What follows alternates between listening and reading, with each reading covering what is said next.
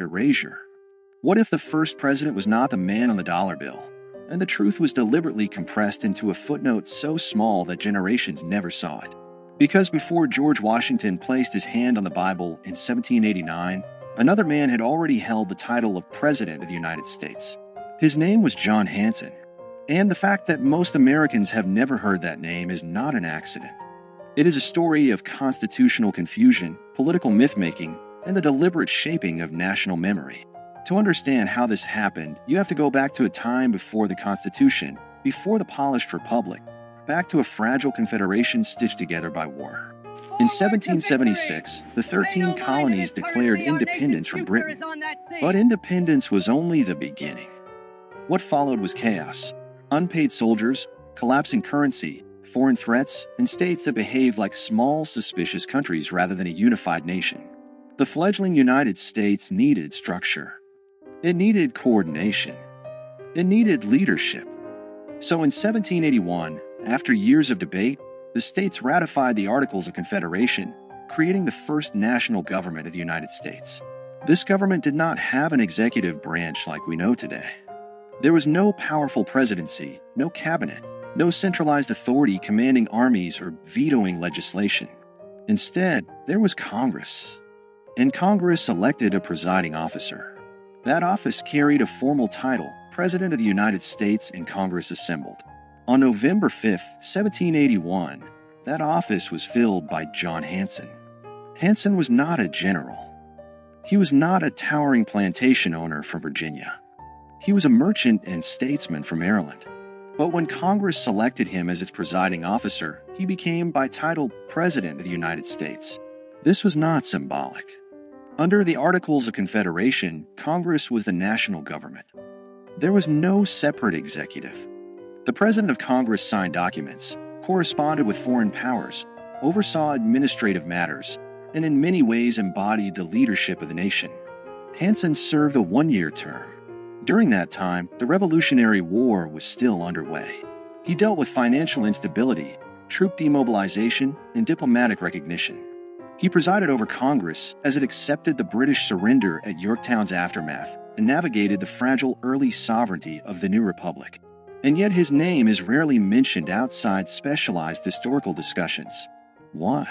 Because after the war ended and the weaknesses of the Articles of Confederation became undeniable, a new document was drafted, the Constitution of 1787.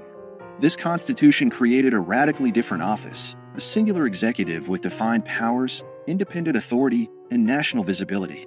It created what Americans now recognize as the presidency. In 1789, George Washington was elected under this new constitutional framework.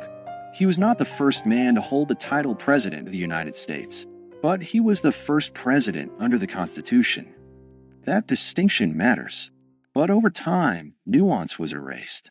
The founders themselves understood the difference. They did not consider the presidency under the Articles equivalent to the executive created in 1787.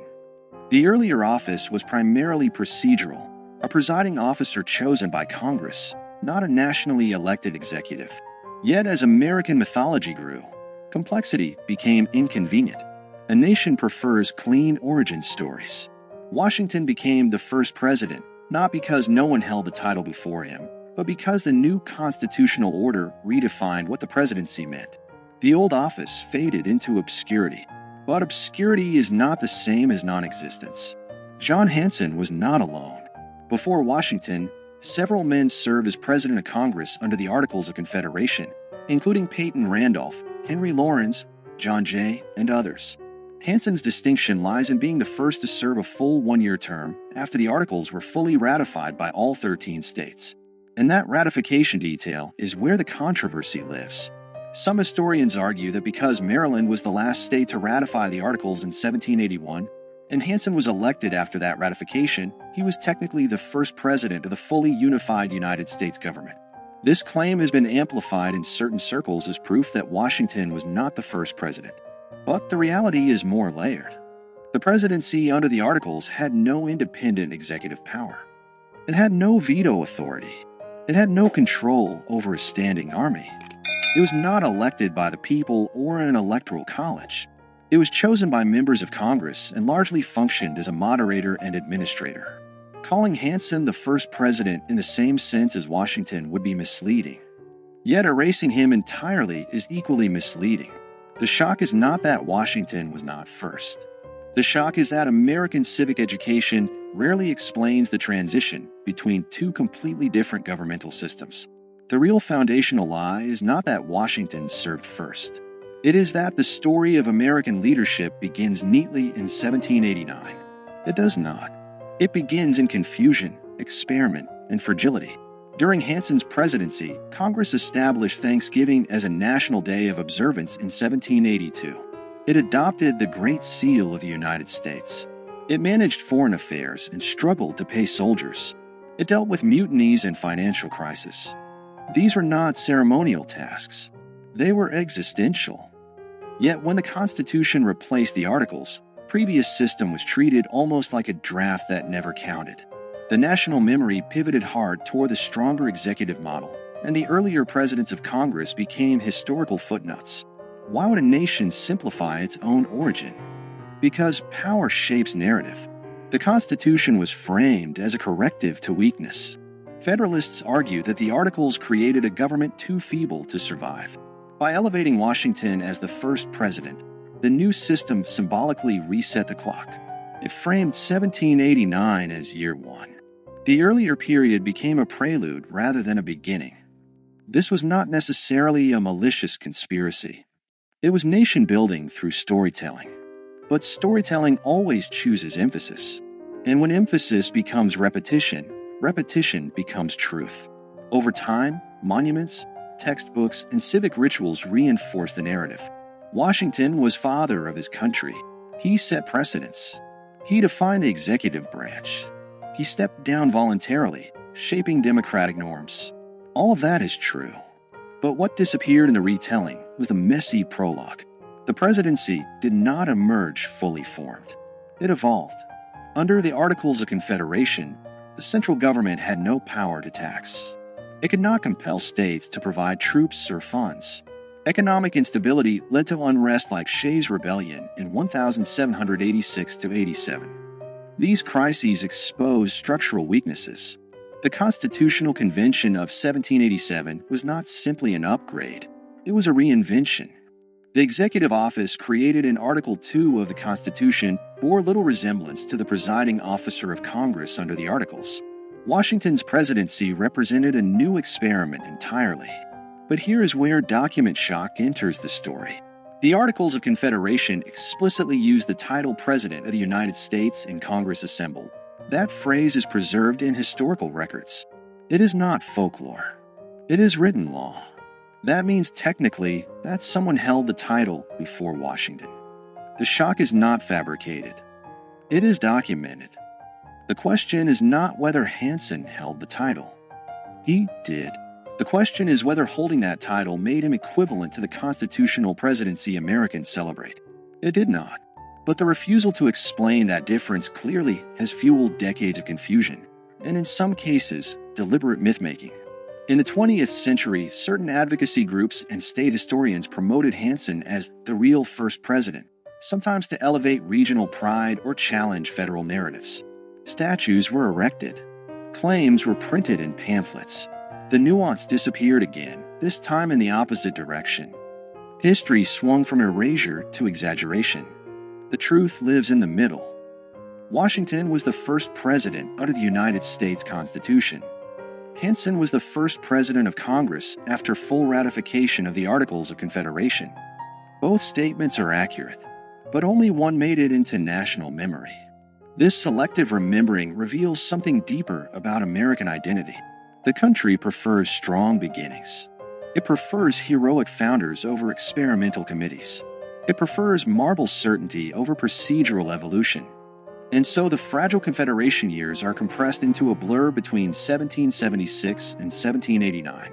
That compression has consequences. When citizens believe their institutions sprang into existence fully formed, they misunderstand how governments evolve.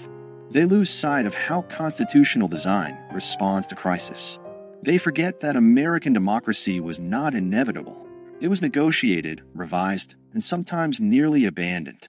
John Hanson's obscurity is not a scandal in the sense of conspiracy.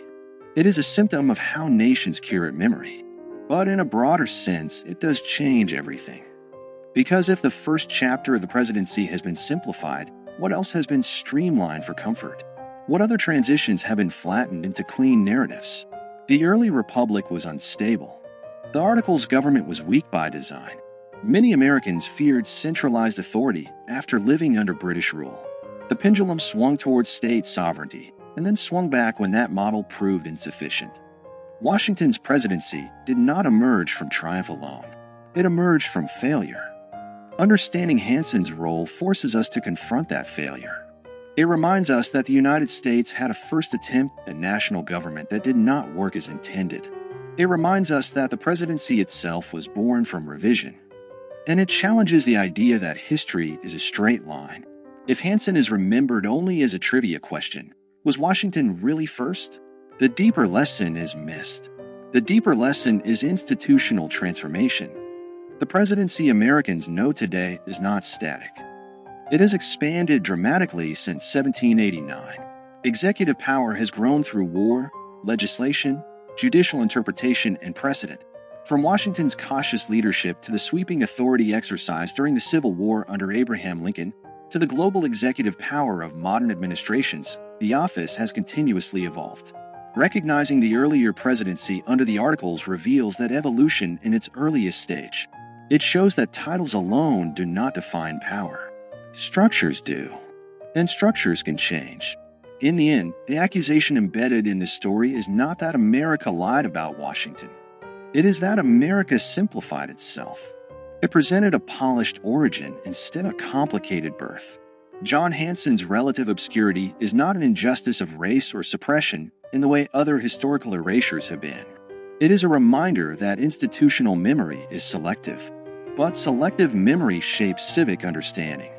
When citizens learn that there was a president before Washington, even if only in a different governmental form, they are forced to reconsider what first really means. They are forced to look closer. And when people look closer at their foundations, they often discover cracks, not fatal ones, but human ones. That discovery does not weaken democracy. It strengthens it. Because mature nations do not fear complexity. They embrace it. America's first president was hidden, not in a secret archive, not in a burned document, but in the quiet margins of a transitional government that did not survive. And understanding that hidden chapter changes everything about how we see beginnings.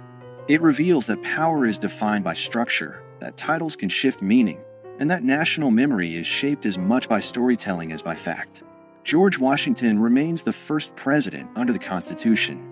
John Hanson remains the first president of the United States in Congress assembled after full ratification of the Articles of Confederation. Both are true, but only one became legend. The question is not whether Washington deserves his place. He does. The question is whether we are willing to tell the whole story. Because the moment we admit that the presidency had an earlier form, weaker, different, experimental, we acknowledge that America itself was once uncertain, unfinished, and fragile. And that realization changes everything. It reminds us that the nation was built not only by giants carved in stone, but also by administrators whose names faded when the structure they served was replaced. History does not always erase with fire. Sometimes it erases with simplification.